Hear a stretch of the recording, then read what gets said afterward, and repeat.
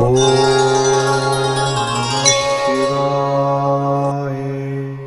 நேயர்களே, spiritual TV நேயர்களுக்கு லக்ஷ்மி அன்பு வணக்கங்கள். இப்போ நம்ம பார்க்க போகிறது வார ராசி பலன். 1ஆம் தேதியிலேருந்து 7ஆம் தேதி வரை எப்படி இருக்க போதான்னு பார்க்க போகிறோம்.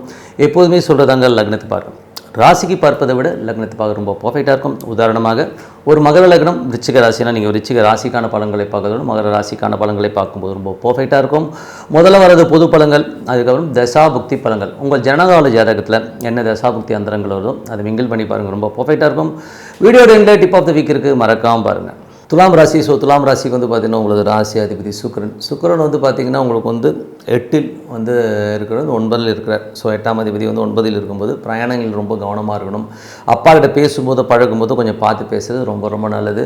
2 மற்றும் 7ஆம் அதிபதி செவ்வாய் பார்த்திங்கன்னா ஆட்சி பலத்தோடு அங்கே இருக்கும்போது திருமணம் சுப நிகழ்ச்சிகள் சம்மந்தமான விஷயங்கள் அற்புதமாக இருக்கும். இருந்தாலும் பேச்சுவார்த்தை பெறும்போது கொஞ்சம் கிளாரிட்டியாக பேசிங்க. ரொம்ப எதிர்பார்ப்போடு இருக்காமல் கொஞ்சம் மைல்டாக நியூட்ரலாக இருந்துக்கிறது ரொம்ப ரொம்ப நல்லது. 3 6ஆம் அதிபதியான குரு பார்த்திங்கன்னா உங்களுக்கு 9இல் இருக்கும்போது பிரயாணங்கள், வேலையில் நிறைய பிரயாணங்கள், புதிய ஒப்பந்தங்கள் வர்றதுக்கான வாய்ப்பு ரொம்ப அற்புதமாக இருக்குது. 4 5ஆம் அதிபதியான சனி 4 5ஆம் அதிபதி சனி 6இல் இருக்கும்போது குழந்தைகளுடைய வளர்ச்சி ரொம்ப சிறப்பாக இருக்கும். சொத்துக்கள் ஏதாச்சும் லோன் போட்டு வாங்கலாம் அப்படிங்கிற எண்ணங்களை எல்லாமே கண்டிப்பாக ஏற்படுத்துங்க.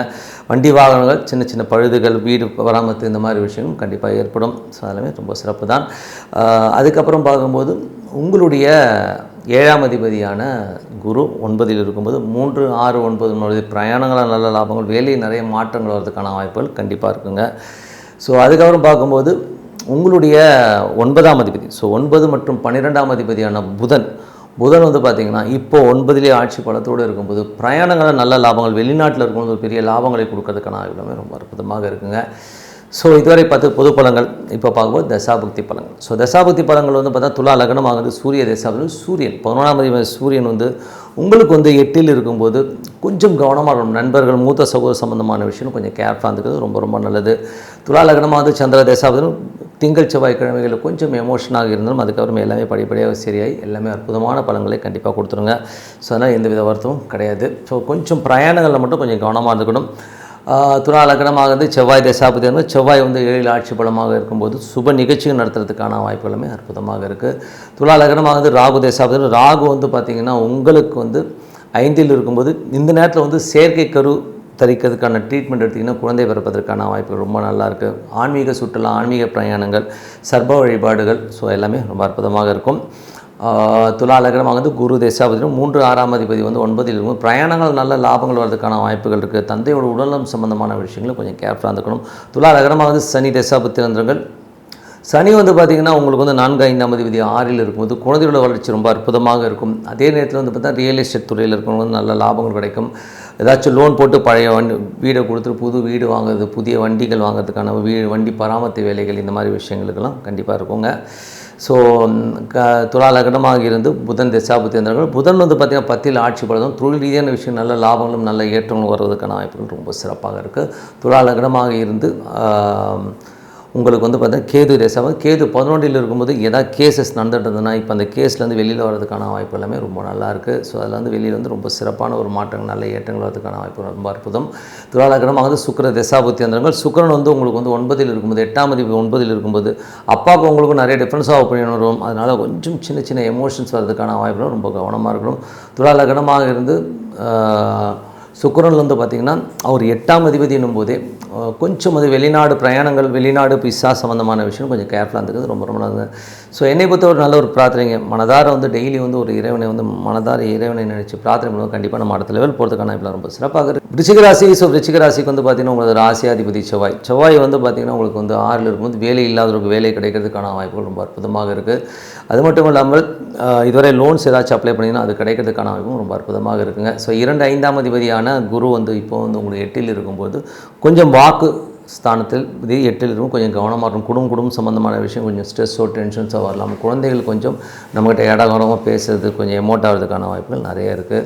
ஸோ அதுக்கப்புறம் 3 4ஆம் அதிபதியான சனி உங்களுக்கு 5இல் இருக்கும்போது ஆன்மீக சுற்றுலா, குலதெய்வ வழிபாடு சிறப்பான ஒரு பலன்களை கண்டிப்பாக கொடுக்கும். ஸோ இந்த டைமில் பண்ணுறது ரொம்ப ரொம்ப நல்லது. அது மட்டும் உங்களுக்கு முயற்சியில் சின்ன சின்ன தடைகள் இருந்தாலும் அடுத்த கட்டத்துக்கு முன்னேறதுக்கான வாய்ப்புகளை கண்டிப்பாக கொடுத்துருங்க. அதுக்கப்புறம் பார்க்கும்போது உங்களது 5ஆம் அதிபதியான குரு வந்து 8ல் இருக்கும்போது குழந்தைகள் சம்மந்தமான விஷயம் நம்ம சின்னதாக ஸ்ட்ரெஸ்ஸஸையோ ஒரு எமோஷன்ஸோ கொடுக்கறதுக்கான வாய்ப்பு ரொம்ப ரொம்ப கவனமாக இருக்கணும். அதுக்கப்புறம் பார்க்கும்போது ஒரு 6ஆம் அதிபதி. ஸோ உங்களுக்கு வந்து 6ஆம் அதிபதி ஆட்சி பலத்தோடு இருக்கும் வந்து வேலை இல்லாதவருக்கு வேலை கிடைக்கிறது, உடல் ரீதியாக சின்ன சின்ன பிரச்சனை தான், அது கொஞ்சம் கரெக்டாக ட்ரீட்மெண்ட் எடுத்துக்கோங்க, அது ஒரு சிறப்பான விஷயமாக இருக்கும். அதுக்கப்புறம் உங்களுக்கு 7ஆம் அதிபதி. ஸோ 7ஆம் அதிபதியான சுக்கிரன் 8ல் இருக்கும்போது கணவன் மனைவிக்குள்ள சின்ன சின்ன கருத்து பேதங்கள், கொஞ்சம் வந்து எமோஷனாக பேசுகிற இந்த மாதிரி விஷயங்கள்லாம் இருக்கும். கொஞ்சம் அவங்கவுங்க குடும்பத்தை பற்றி திட்டாமல் உங்களுக்குள்ளே சுமூகமாக போய்க்கிறது ரொம்ப ரொம்ப நல்லது. அதுக்கப்புறம் உங்களுக்கு 9ஆம் அதிபதியான சந்திரன் வந்து தந்தை சார்ந்த ஒரு திங்கள் செவ்வாயில் சின்ன சின்ன சலசலப்புகள் இருந்தாலும் அதுக்கப்புறம் எல்லாமே சரியாயிடுங்க. அதுக்கப்புறம் 10ஆம் அதிபதியான சூரியன் உங்களுக்கு வந்து 7ல் இருக்கும்போது நல்ல லாபம் நல்ல ஏற்றங்கள் வர்றதுக்கான வாய்ப்புகளை கண்டிப்பாக கொடுத்துரும். அதுக்கப்புறம் பார்க்கும்போது உங்களுடைய 11ஆம் அதிபதியான புதன் உங்களுக்கு வந்து இப்போ வந்து 8ல் இருக்கும்போது கொஞ்சம் கவனமாக இருக்கணும். மூத்த சகோதரர் சம்மந்தமான விஷயங்கள், நண்பர்கள் சம்மந்தமான விஷயம் ரொம்ப ரொம்ப கேர்ஃபுல்லாக இருக்கிறது ரொம்ப ரொம்ப நல்லதுங்க. ஸோ இதுவரை 10 பொது பலன்கள் இப்போ பார்க்கும்போது தசாபுக்தி பலன்கள். விருச்சிக லக்னமாக வந்து சூரியன் தசாபுக்தி. சூரியன் 10ஆம் அதிபதி வந்து பார்த்திங்கன்னா உங்களுக்கு வந்து 7ல் இருக்கார். ஸோ நல்ல லாபங்களும் நல்ல ஏற்றங்களும் பெரிய ஒரு முன்னேற்றங்களும் வரதுக்கான வாய்ப்புகள் ரொம்ப நல்லாயிருக்கு.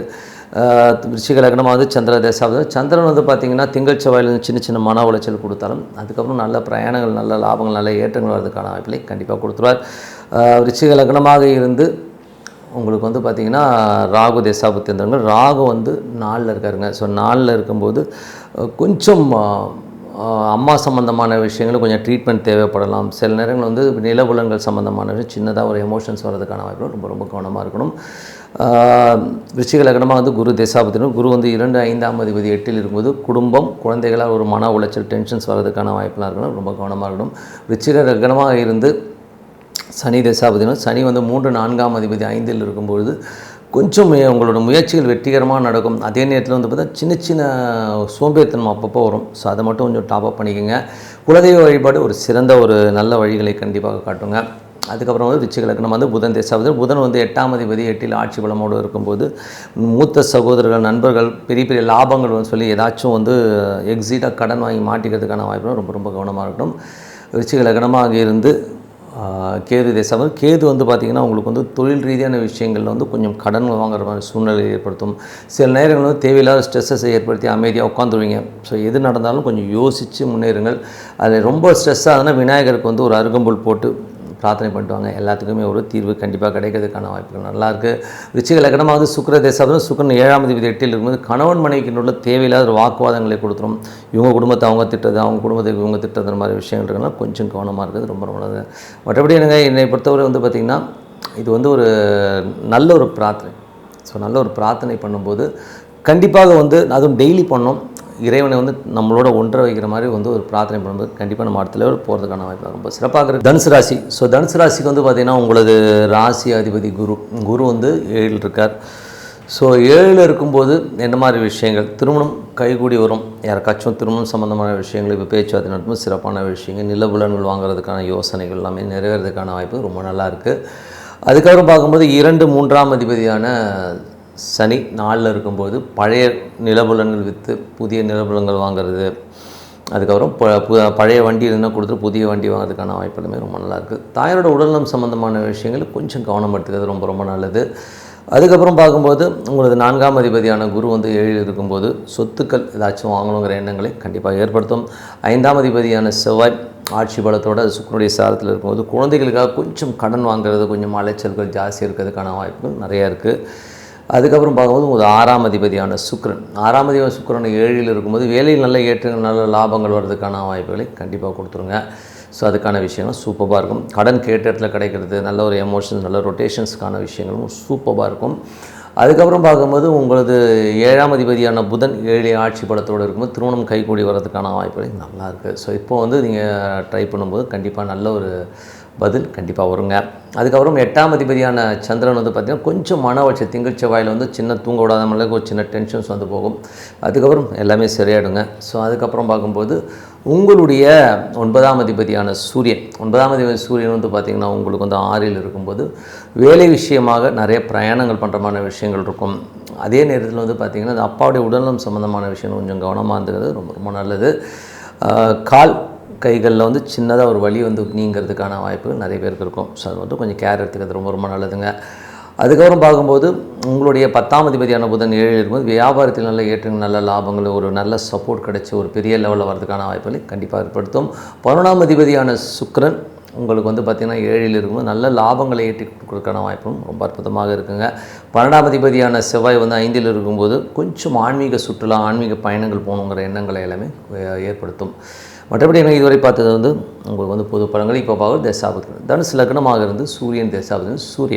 சூரியன் 9ஆம் அதிபதியான சூரியன் வந்து உங்களுக்கு 6ல் இருக்கும்போது தந்தையுடைய உடல்நலம் சம்மந்தமான விஷயம் ரொம்ப கவனம் வரணும். அப்பா கிட்ட பேசும்போது கொஞ்சம் கவனமாக பேசுகிறது ரொம்ப ரொம்ப நல்லது. ஏன்னா கொஞ்சம் கிளாஷ் ஆகும். ஸோ அது மட்டும் கொஞ்சம் கவனமாக பார்த்துக்குங்க. அதுக்கப்புறம் பார்க்கும்போது தனுசு லக்னமாகுது சந்திர தேசாவது. சந்திரன் வந்து 8ஆம் அதிபதியாக இருந்து அது வந்து சின்னதாக திங்கள் செவ்வாயில் வந்து தூங்க விடாமல் ஏதோ ஒரு மன உளைச்சலை ஏற்படுத்தும். ஸோ அந்த டைமோடு கொஞ்சம் கவனமாக இருந்துக்குங்க. மற்றபடி எல்லாமே சிறப்பு தாங்க. அதுக்கப்புறம் தனுசு லக்னமாக இருந்து செவ்வாய் தேசாபுத்தி இருந்தாங்க. செவ்வாய் வந்து 5ல் இருக்கும்போது அது 12ஆம் அதிபதியாக இருக்கும்போது நிறைய குழந்தைகளுக்காக பிரயத்தனப்பட்டு கடன் வாங்குறது, கொஞ்சம் அலைச்சல்கள் ஜாஸ்தி இருக்கிறதுக்கான வாய்ப்புகளை கண்டிப்பாக ஏற்படுத்துங்க. ஆன்மீக பயணங்கள், ஆன்மீக சுற்றுலா போன்ற விஷயங்களும் கண்டிப்பாக ஏற்படுத்தும். அதுக்கப்புறம் பார்க்கும்போது தனுசு லக்னமாகுது ராகு தேசம். ராகு 3ல் இருக்கும்போது உங்களது முயற்சிகள் ஒரு பெரிய வெற்றிகளும் பெரிய அளவில் சக்ஸஸ் ரேட்டிங்கும் கண்டிப்பாக கொடுத்துருங்க. தனுசு லக்னமாக வந்து குரு தேசாபதியும். குரு வந்து பார்த்திங்கன்னா 4ஆம் அதிபதி 7ல் இருக்கும்போது சுப நிகழ்ச்சிகள் தொடர்பான விஷயங்கள் கைகூடி வர்றதுக்கான வாய்ப்புகள் இருக்குது. அதே நேரத்தில் வந்து புதிய நிலபுலன்கள் ஏதாச்சும் புதுசாக வாங்கணும், பழைய வண்டி கொடுத்துட்டு புது வண்டி வாங்கலாம் அப்படிங்கிற எண்ணங்களை எல்லாமே கண்டிப்பாக ஏற்படுத்துங்க. தனுசு லக்னமாக சனி தேசாபதி. சனி வந்து பார்த்திங்கன்னா 2, 3ஆம் அதிபதி 4ல் இருக்கும்போது பழைய சொத்துக்களை வைத்து புது சொத்துக்கள் வாங்குறது, பழைய வண்டி கொடுத்து புது வண்டி வாங்குகிற யோகங்களை கண்டிப்பாக கொடுத்துருங்க. தாயாரோட உடல்நலம் சம்மந்தமான விஷயத்தில் கொஞ்சம் கேர்ஃபுல்லாக இருந்துக்கிறது ரொம்ப ரொம்ப நல்லது. தனுசு லக்னமாக வந்து புதன் தேசாபுத்தி எந்திரங்கள். புதன் வந்து பார்த்திங்கன்னா உங்களுக்கு வந்து 7 மற்றும் 10ஆம் அதிபதியான புதன் உங்களுக்கு வந்து 7லே வந்து ஆட்சி பலத்தோடும் வியாபாரத்தில் நிறைய பார்ட்னர்ஸ், நிறைய ஒரு சப்போர்ட் கிடைக்கிறதுக்கான வாய்ப்புகள் நல்லா இருக்குது. நல்ல ஒரு பெரிய லெவலில் செட்டில் ஆகிறதுக்கான வாய்ப்புகளை கண்டிப்பாக கொடுத்துருங்க. தனுசு லக்னமாக வந்து கேது தேசாபதி. கேது வந்து பார்த்திங்கன்னா இப்போ 9ல் இருக்கும்பொழுது பிரயாணங்கள் நிறையா பண்ணுவீங்க. பிரயாணங்களில் கொஞ்சம் வந்து நெருக்கடிகள், கொஞ்சம் ஸ்ட்ரெஸ்ஸஸ் இருக்கும். தந்தை சார்ந்த உறவுகள்கிட்ட உங்களுக்கும் கொஞ்சம் வாக்குவாதம் வரதுக்கான வாய்ப்பு இருக்குது. வெளிநாடு, வெளி மாநிலம் இருக்கிறது கொஞ்சம் கவர்மெண்ட் செக்டார்ஸ், விசா சம்மந்தமான விஷயங்கள்லாம் கொஞ்சம் கேர்ஃபுல்லாக இருந்துக்கிறது ரொம்ப ரொம்ப நல்லது. தனுசு லக்னமாக வந்து சுக்கிர தேசாபதி. சுக்கிரன் 7ல் இருக்கார். வேலையில் நல்ல ஏற்றங்கள், நல்ல லாபங்கள் வர்றதுக்கான வாய்ப்புகளை கண்டிப்பாக இருக்கும். சுப நிகழ்ச்சிகள் சம்மந்தமான விஷயம் இப்போ நீங்கள் எடுக்கிற முயற்சிகள் பெரிய வெற்றி கிடைக்கிறதுக்கான வாய்ப்பும் ரொம்ப நல்லா இருக்குங்க. ஸோ மற்றபடி என்னங்க, என்னை பொறுத்தவரை நல்ல ஒரு பிரார்த்தனை, மனதார இறைவனை பிரார்த்தனை பண்ணி டெய்லி அப்படி பிரார்த்தனை பண்ணும்போது கண்டிப்பாக நம்ம அடுத்த லெவல் போகிறதுக்கான வாய்ப்பு ரொம்ப சிறப்பாக இருக்குது. Tip of the week. So tip of the வீக்கில் வந்து பார்த்திங்கன்னா குரு பயிற்சி யார் யாரை பாதிக்கும். ஸோ எல்லாருமே வந்து ஜென்ரலாக வந்து ஒரு ராசி பலனை பார்த்து எனக்கு ஜென்மகுரு வந்துருச்சு, எனக்கு டென்ஷனாக இருக்குது, ஐயோ இப்படி ஆகிடும் அப்படி ஆகிடும்னு சொல்லிட்டு நிறைய பேர் வந்து ஸ்ட்ரெஸ் ஆகிடுறீங்க. அது வந்து என்றைக்குமே சந்திரனை மையமாக கொண்டு பார்க்குறது வந்து குரு பயிற்சியில் தான் பார்க்குறோம், ராசியில் பார்க்குறோம். பட் லக்னத்துக்கு பார்க்குறோம். லக்னத்துக்கு பார்க்கும்போது தான் உங்களுக்கு பர்ஃபெக்டாக இருக்கும். ஜென்ரலாக சொல்கிறேனே எப்படிலாம் வந்து குரு பயிற்சி உங்களை பாதிக்குங்கிறதுல வந்து என்ன மாதிரி விஷயம்னா, நம்பர் 1 உங்கள் லக்னத்துக்கு வந்து குரு தசாபுக்திகள், அதாவது குருவுடைய தசாபுக்திகளோ இல்லாட்டி உங்களுக்கு நடக்கிற தசாபுக்திகளோ வந்து குருவுடைய நட்சத்திரம் நடக்கிற தசாபுக்திகள் நடந்ததுன்னா அப்போ வந்து உங்களுக்கு வந்து அந்த காலகட்டங்களில் வந்து ஒரு டென்ஷனையோ ஸ்ட்ரெஸ்ஸையோ கண்டிப்பாக ஏற்படுத்தும். அதுவும் அது நெகட்டிவான இடத்துல இருந்தால். உதாரணமாக பார்த்தீங்கன்னா இப்போ வந்து 5, 8ஆம் அதிபதி சிம்மராசிக்காரர்கள் வந்து 5, 8ஆம் அதிபதி குரு வந்து பெரிய ஐயோ அஷ்டம குரு பயங்கர டென்ஷன் பண்ணுவார் அப்படின்லாம் சொல்லுவாங்க.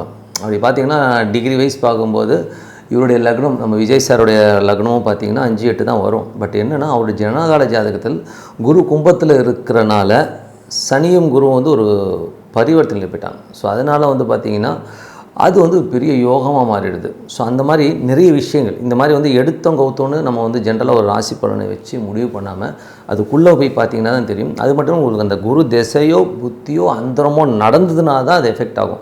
அது நடக்கலைன்னா அதோடைய பர்சன்டேஜ் வந்து மிஞ்சி போனால் ஒரு 5% தான் நடக்கும். எல்லா காலமும் அப்படியே ஒரு வருஷமும் போட்டு அடிக்கும் உதைக்கும்னு சொல்கிறதுலாம் வந்து ரொம்ப தவறுதலான விஷயம். அது மட்டும் இல்லாமல் அவர் பிரயாணிக்கிற நட்சத்திரங்கள் அது ரொம்ப மேஜராக வேலை செய்யும். உதாரணத்துக்கு வந்து குரு வந்து கடகத்துக்கு வந்து பயிற்சியாகி போகும்போது அவர் சுயசாரத்தில் இருப்பார். ஸோ புனர்பூசத்தில் போவார். அதுக்கப்புறம் பூச நட்சத்திரத்தில் போவார். ஸோ பூச நட்சத்திரத்தில் போகும்போது என்ன ஆகும்னா சனியுடைய விஷயங்கள் யாருக்கெல்லாம் இருக்கோ அவங்களுக்கு சனி திசை நடக்கிறவங்க, சனி தசாபுத்தி அந்த நடக்கிறவங்க அவங்களுக்குலாம் வந்து கண்டிப்பாக ஒரு பாதிப்பை கொடுக்கும். ப்ளஸ்ஸும் கொடுக்கும், மைனஸும் கொடுக்கும். அவங்க ஜனனகால ஜாதகத்தை வச்சு தான். அதே மாதிரி வந்து பார்த்திங்கன்னா அதுக்கப்புறம் ஆயில்யத்துக்கு போகும். ஸோ ஆயில்யத்துக்கு போகும்போது எப்படி இருக்குது அப்படி தான் பார்க்கணுமே ஒழிய ஜென்ரலாக வந்து பொதுப்படையாக வந்து ஒரு குரு வந்து இப்படி பண்ணிட்டார் அப்படின்னு. அதே மாதிரி நிறைய பேர் சொல்லுவாங்க குருங்கிறவரை வந்து பார்த்திங்கன்னா நல்லவர், அவர் எல்லாமே கொடுத்துறாரு. அப்படி கிடையாது. எல்லா லக்னத்துக்கும் வந்து குரு வந்து நல்லவரானா கிடையவே கிடையாதுங்க. சிம்ம லக்னத்துக்கு வந்து 5 8ஆம் அதிபதி குரு. ஸோ 5 8ஆம் அதிபதி வந்து பார்த்திங்கன்னா உங்களுக்கு நல்ல இடத்துல அமைஞ்சார்னா, அது 11ல் அமைஞ்சார்னா அது விபரீத ராஜகமாக போயிடும். அது மட்டும் இல்லாமல் வேறு எங்கேனாச்சும் அமைஞ்சிச்சுன்னா அது ஒரு பெரிய மைனஸாக போடும். ஸோ குரு பயிற்சியை வந்து பிளைண்டாக எடுத்துக்காதீங்க. உதாரணமாக சொல்லப்போனால் அதே குரு கன்னி ராசிக்காரர்கள் வந்து 7ஆம் அதிபதியும், மிதுன ராசிக்காரர்களுக்கு வந்து 7ஆம் அதிபதி வரும். ஸோ நாங்கள் லக்னத்துக்கு வந்து 7 7 பாதகஸ்தானம். அது வந்து கண்டிப்பாக ஒரு பாதகத்தை கண்டிப்பாக ஏற்படுத்தும் அந்த தசாபுத்தி காலங்களில் தான் உண்மையாக. ஸோ குருவை வந்து நீங்கள் பிளைண்டாக இது வந்து குரு வந்து எனக்கு தப்பாக பண்ணுவார் அப்படி பண்ணாலும் தப்பாகவும் எடுத்துக்காதீங்க, ராங்காகவும் எடுத்துக்காதீங்க. அந்த தசாபுத்தி அந்தரங்கள் உங்களுக்கு நடக்கணும். இல்லை உங்களுக்கு நடக்கிற தசாபுத்தி அந்தரம் அந்த நட்சத்திரம் குருடைய நட்சத்திரம் இருக்கணும். அந்த மாதிரி இருந்ததுன்னா கண்டிப்பாக இந்த பாதிப்புகளை அந்த ஏற்படுத்துங்கிறதுல எந்தவித மாற்றமும் இல்லை. அதே நேரத்தில் வந்து பார்த்திங்கன்னா உங்கள் ஜனகால ஜாதகத்தில் யாருக்கெல்லாம் கடகத்தில் கிரகம் இருக்கோ அது மேலே குரு போகும்போது கண்டிப்பாக ஒரு பாதிப்பை. உதாரணத்துக்கு சொல்ல போனோம்னா 1971 72 பிறந்தவர்கள்லாம் பார்த்திங்கன்னா கடகத்தில் வந்து கேது இருக்கும். ஸோ என்னை எப்படி சொல்கிறேன்னா என்னுடைய ஜாதகத்தில் வந்து கடகத்தில் கேது இருக்குது. ஸோ கடகத்தில் கேது இருக்குன்னா அப்போ குரு வந்து பேச்சியாகி வரார். பேச்சியாகி அங்கே வரும்போது அந்த குருவும் என்னுடைய ஜனகால ஜாதகத்தில் இருக்க கேதும் மீட் ஆகும்போது கண்டிப்பாக ஒரு பிரச்சனையை கண்டிப்பாக ஏற்படுத்தப்படுறது. அது காலகட்டம் என்ன ஒரு 2 மாதம் வச்சு செஞ்சுருவாங்கன்றது தான் உண்மை. எனக்கு என்ன தான் வேறு ராசி ஈசி எது இருந்தாலும் அந்த கேது இருக்கிற இடத்தில் என்ன ஜனகால ஜாதகத்தில் கேது இருக்கிற இடத்துல அந்த குரு போகும்போது கண்டிப்பாக வந்து இந்த பிரச்சனையை நான் ஃபேஸ் பண்ணி தான் ஆகணுமே ஒழிய. ஸோ இந்த நாடி முறைன்னு சொல்லுவோம். ஸோ இந்த மாதிரி முறையில் பண்ணுறது பர்ஃபெக்டாக வருமே ஒழிய மற்றபடி வந்து ஜென்ரலாக வந்து குரு வந்து ஜென்மத்துக்கு வந்துட்டார் ரொம்ப கஷ்டப்படணும், 7.5 சனி வந்து வச்சு ரொம்ப கஷ்டப்படணுன்றதுலாம் வந்து ரொம்ப தவறுதலான விஷயம். அதுக்கு ஒரு உதாரணம் சொல்லணுன்னா கூட என்னுடைய நண்பர் வந்து பார்த்திங்கன்னா ஒரு பாடலாசிரியர். அவர் வந்து பார்த்திங்கன்னா உள்ளத்தை அளித்தா பழனி பாரதி. அவர் வந்து பார்த்திங்கன்னா 7.5 சனிங்க அவருக்கு. அவர் என்ன சொல்கிறார், பத்திரிகையெல்லாம் பார்த்தேன் 7.5 சனின்னு ரொம்ப பயங்கரமாக போட்டிருக்கானுங்க, ஆனால் இந்த டைம் தாங்க பணம் கொட்டுதுங்கிறது. காரணம் என்ன, ஒரு ஜனகால ஜாதகத்தில் வந்து ஒரு ப்ளஸ்ஸான இடத்துல சனி இருந்து அந்த தசாபுத்தி 8 வரும்போது பெரிய லாபங்கள் அன்றைக்கி வந்து அந்த சொல்கிறார் எனக்கு நேரமே இல்லைங்க அவ்வளோ பணம் வருதுங்கிற மாதிரியான விஷயங்களே கண்டிப்பாக இருக்கும். அதனால் நீங்கள் ஜென்ரலாக எடுத்து மன உளைச்சல் பட்டுக்கிட்டு ஐயோ இப்படி ஆகிடும் அப்படி ஆகிடும். இந்த யூடியூப்பில் வந்து உள்ள ப்ராப்ளமே என்னென்னா எந்த விஷயமாக இருந்தால் பிளைண்டாக நம்பிடுறது. ஐயோ எனக்கு இங்கே இருக்குங்க அங்கே இருக்குங்க அந்த மாதிரி இல்லைங்க. அது உங்கள் ஜனகால ஜாதகத்தில் எப்படி லிங்க் ஆகுது, அந்த தசாபுக்தியிலோட எப்படி லிங்க் ஆகுதுன்னு பார்த்துட்டு நீங்கள் பண்ணும் இல்லையா. ஜென்ரலாக வந்து குரு பயிற்சி இப்போ பலன்களை பார்த்து கன்ஃபியூஸ் ஆகாதீங்கிறது தான் உண்மை. ஸோ மற்றபடி என்னங்க இன்னொரு நிகழ்ச்சியில் பார்ப்போம். உங்களிடம் விடைபெறுவது உங்கள் லக்ஷ்மி நாராயணன். நன்றி, வணக்கம்.